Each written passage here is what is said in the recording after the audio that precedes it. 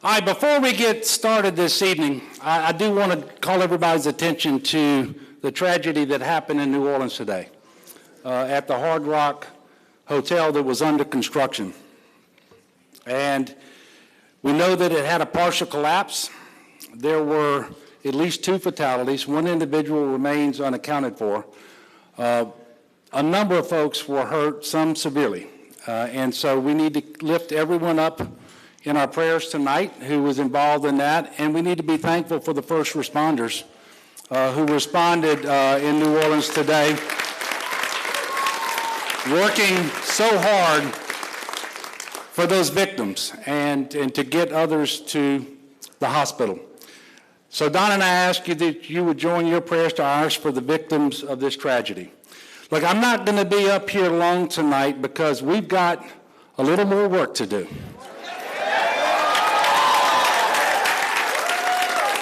But I make this promise to you. I'll be back up here on November the 16th when we win this election.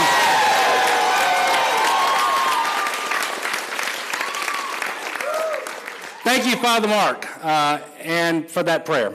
And first and foremost, I too want to thank God, who has guided every decision that I have made as governor.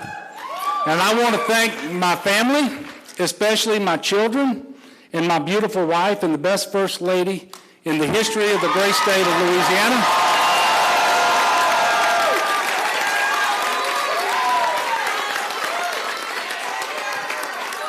And I want to thank all of you, whether you're here in person or watching on TV, listening on the radio.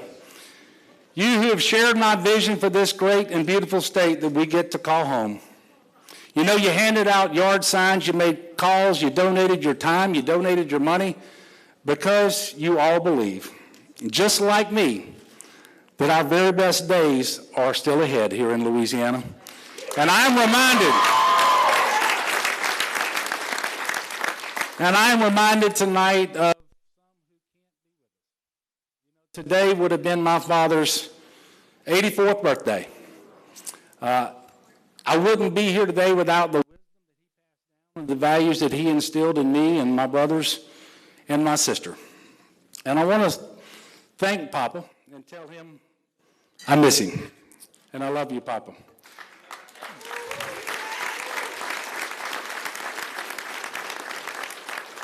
And of course, I'm so grateful to my mother who is with us tonight and who, along with my father, provided so much love and support for our family. I love you, Mama.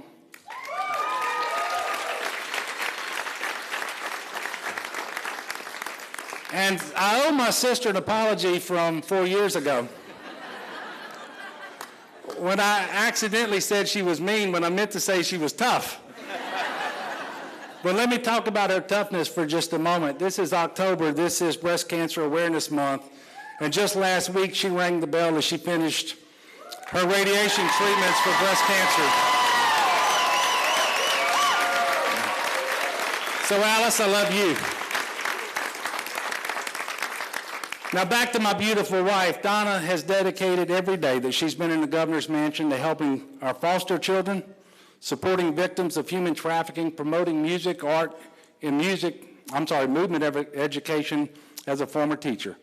And she's been by my side for more than 30 years as my wife, and I will tell you, Louisiana is a better place because she is your First Lady.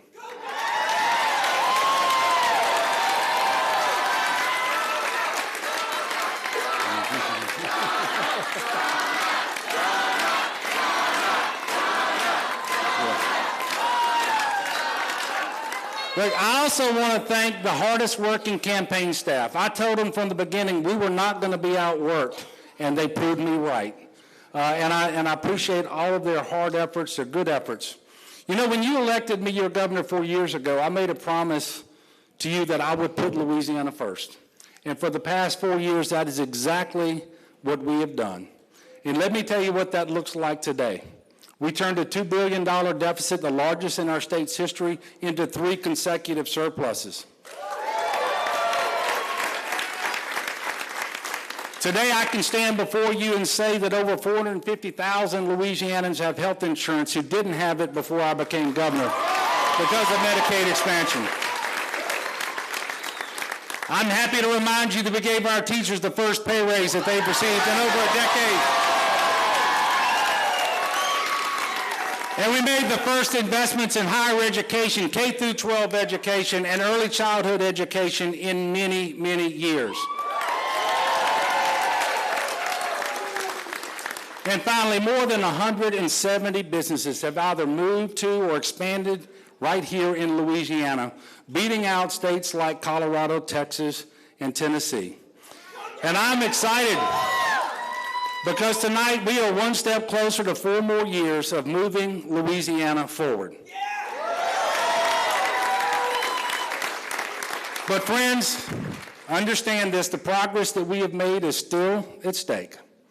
It took all of us to put Louisiana back on a path to opportunity and to prosperity. But it only takes one person putting Washington-style politics over the people of Louisiana to reverse everything that we have worked so hard together to accomplish. And my fellow Louisianans, we are not going back. We will not. That is exactly what Eddie Risponti would have us do. He wants to put us right back on the path that led us straight into the ditch. The people of Louisiana don't want double talk. They want their kids to have the best education possible, regardless of their zip code. And when I travel this state and talk to the workers and students and mothers who make up the fabric of our communities, I'm reminded of what we are fighting for. You know, you've often heard me talk about a breeze of hope felt across this great and beautiful state. My friends, you created that breeze of hope, and never once have you let it stop blowing.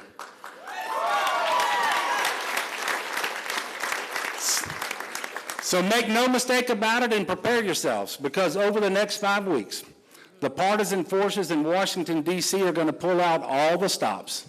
There is nothing they won't say or do to try to win this election, but it will not work. It will not work because we are doing much better now because of the hard and the bipartisan work that we have put into fixing this state. And so now we have a choice. We can let that breeze continue to steer our sails forward, or we can go back to being caught in a rut deep in the ditch. On November 16th, I tell you, I have an idea. On November 16th, let's continue to put Louisiana first. Let's do that. It's 5 weeks. That's all we've got is 5 weeks. And I'm asking everyone out there, let's work together, harder than ever before, to make sure that that happens. I ask for your prayers. I ask for your support. And yes, I ask for your vote on November the 16th. God bless you, and God bless the great state of Louisiana. Let's go make it happen.